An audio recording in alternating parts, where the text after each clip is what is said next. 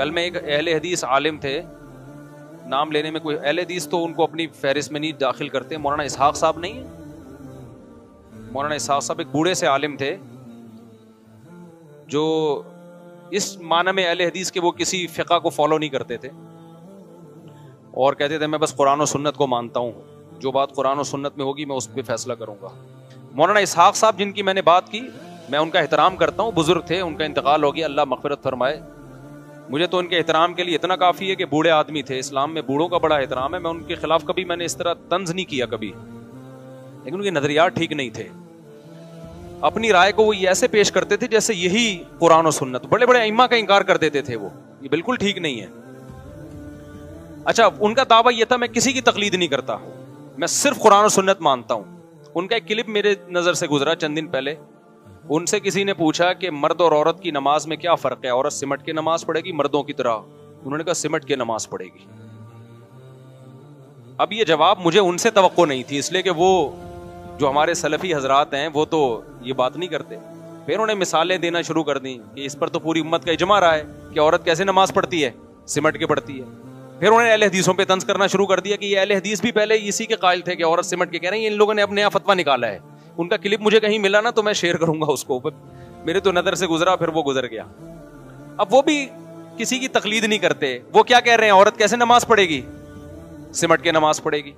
مولانا اسحاق صاحب جو تھے نا, ان سے کسی نے پوچھا, یہی طلاق کا مسئلہ آ گیا نا, تو کسی خاتون نے پوچھا 3 طلاقیں کتنی ہوتی ہیں. انہوں نے کہا کہ بھائی عبداللہ بن عباس وہ کہہ رہے ہیں 3 ایک ہوتی ہے, بخاری مسلم کی حدیث میں آتا ہے کہ نبی کے دور میں 3 ایک ہوتی تھیں, اور حضرت اکرمہ سے منقول ہے. اتنے بڑے بڑے اسلاف کیا غلط بات کریں گے؟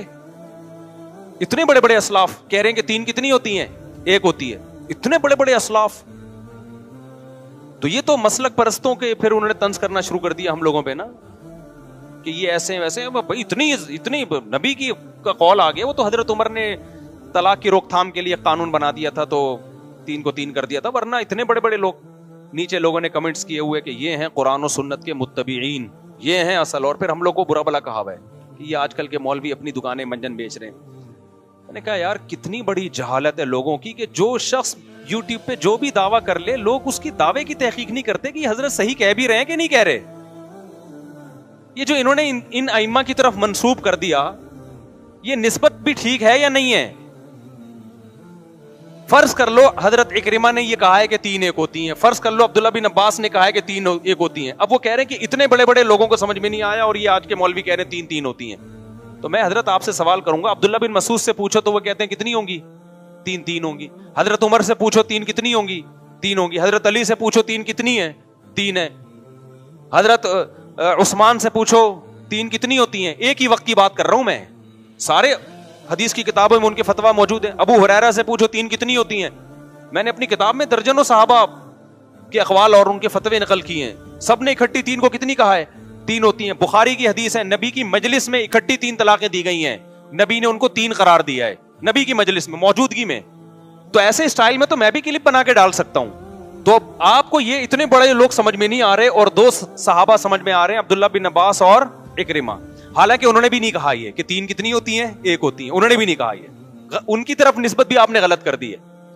عبداللہ بن عباس سے بے غبار سند کے ساتھ, بالکل صحیح سند کے ساتھ بے غبار فتویٰ ابو داؤد میں موجود ہے, جس کی سند بخاری مسلم کی شرط پر ہے کہ ان کی مجلس میں ایک شخص 3 طلاقیں دے کے آیا. آپ نے فرمایا تم حماقت کا ارتکاب کرتے ہو اور پھر میرے پاس آ کے چیختے ہو کہ گویا میں حلال کروں گا. فرمایا تو حماقت کا مرتکب ہوا ہے, تیری بیوی تجھ سے جدا ہو گئی, حرام ہو گئی تجھ پہ.